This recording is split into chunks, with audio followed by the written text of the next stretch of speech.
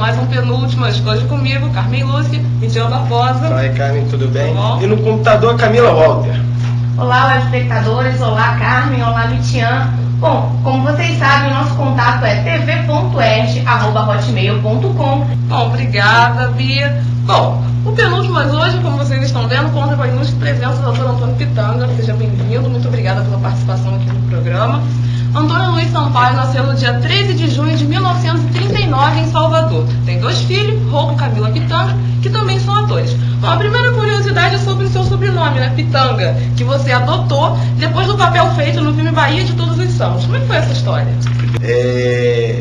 A minha carreira, né, ela veio exatamente no momento em que a minha família, uma família de escravos, né, uma família com dificuldade, uma família pobre, né, e evidentemente Deus nos deu, né, uma educação, dignidade, amor, né.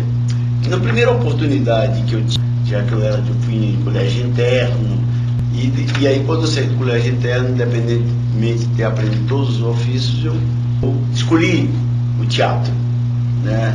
E o teatro era um caminho que me dava, que eu chamava o atalho, né? Que a gente vivia num estado, em um país com um preconceito racial muito forte, muito presente.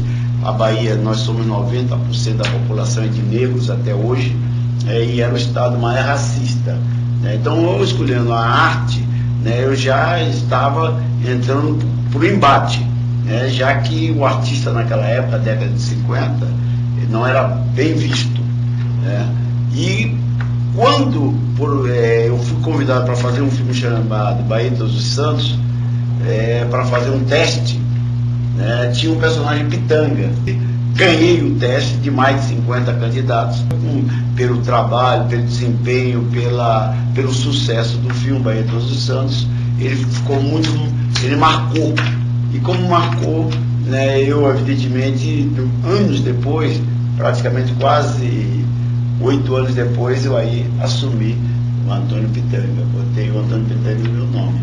Você acabou adiantando um pouco, né, minha segunda pergunta, que era essa questão mesmo do teatro, da universidade. Você teve apoio da sua família? Porque o preconceito, como você disse, era grande. A família de pobre, ela apoia tudo, né? Desde o momento porque ela acha, né, não só um incentivo, mas uma oportunidade que possa estar surgindo a partir daquele momento, né? Desde que não seja para ladruagem, né, para criminalidade, né? O pobre apoia tudo, né? Então esse apoio eu tive porque, de uma certa maneira, eu era minha própria liderança. Evidentemente, da minha família não tinha esse viés intelectual, né, que pudesse assim, não, o seu tio, teu avô foi artista, foi compositor, não tinha nada, né? Nós viemos do zero mesmo.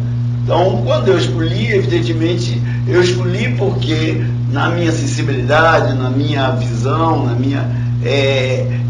minha concepção, esse era um caminho em que eu podia resgatar não só a cidadania, mas ter ali o passaporte de uma cidadania justa, né, igualitária, né, através da cultura. O seu primeiro trabalho no cinema, como o senhor disse, foi Bahia de Todos os Santos. Depois dele você fez mais de 50 filmes. Quais foram os mais marcantes? Depois do Bahia de Todos os Santos, eu fiz um filme alemão que chama Estrada do Amor, que não está nem na minha filmografia. Depois eu fiz um filme que era Caminho a Brasília, que era exatamente o momento que estava se construindo Brasília, na década de 60. Depois eu fiz em 1960 o Barra Vento, que é a direção do Glauber Rocha. E aí, mas o filme marcante é muito difícil, porque o nosso movimento estudantil, quer dizer, em que nós participávamos de um movimento e que havia, quer dizer, no momento nós estávamos passando por uma ditadura de Vargas, né, e uma intervenção na Bahia de Juraci Magalhães. Então nós, os estudantes, independente se está fazendo teatro ou não, né, nós tínhamos um movimento que era o país que nós desejávamos, o país que nós queríamos, né? Então, quando nasceu o Cinema Novo vem exatamente para que a gente possa resgatar descolar a colonização cultural europeia, americana, né, e assumir uma filmografia, né, uma cultura brasileira, né, uma identidade brasileira, a alma, a cara, a voz brasileira, né? Então, aí você tem aí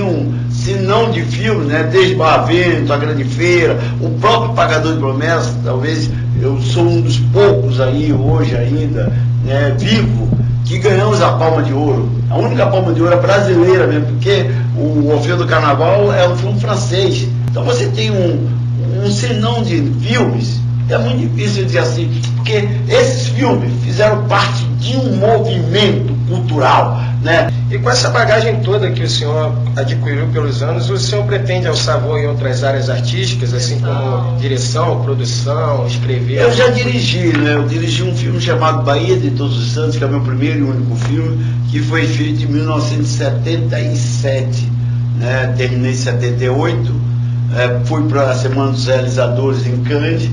Mas eu sou muito nordestino, né? Eu dou minha passada conforme minhas pernas, né? Não vendo a alma para fazer aquele filme e tal. Agora, quase 30 e tantos anos, eu estou voltando à carga, há 8 anos, em um outro projeto que é sobre o massacre dos malês, porque o Brasil conhece muito pouco a sua história, com esse tamanho. E os malês, que são os negros muçulmanos da religião islâmica, eles na Bahia se criaram um movimento, né, e que por pouco, né, o estado da Bahia não seria o maior estado islâmico, que eles iam tomar o poder. Então, meu filme, que agora, 8 anos depois, que eu estou terminando o roteiro com a Manuela Dias e o Orlando Senna, trata-se exatamente do massacre dos malês, que é esse movimento que aconteceu em 1835. E como é que foi essa trajetória até chegar à televisão?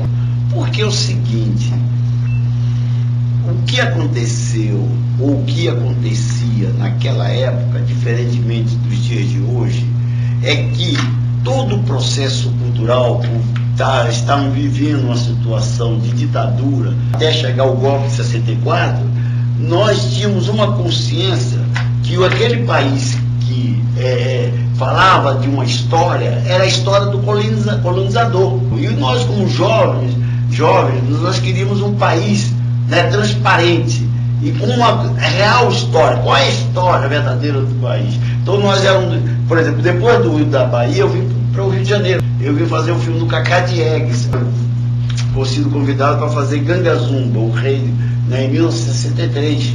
Então eu vim para o CPC, que além de fazer o cinema, quer dizer, esse grupo que se movimentava, tanto fosse de estudante, de teatro, de cinema, de música, havia uma familiaridade muito forte nessas pessoas. Tá? Então, quando surgiu a televisão veio beber nas nossas fontes.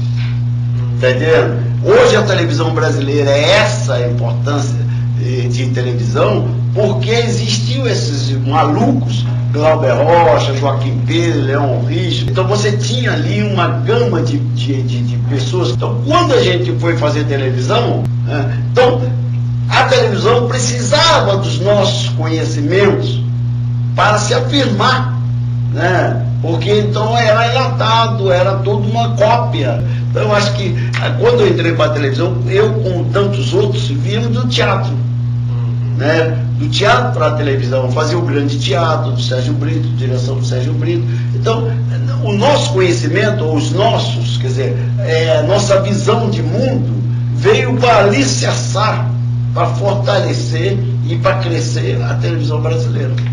Bacana.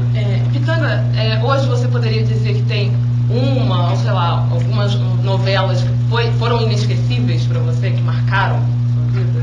Tem, porque, olha, tem um especial, que é o primeiro especial da TV Globo, em 1965, chama-se O Matador.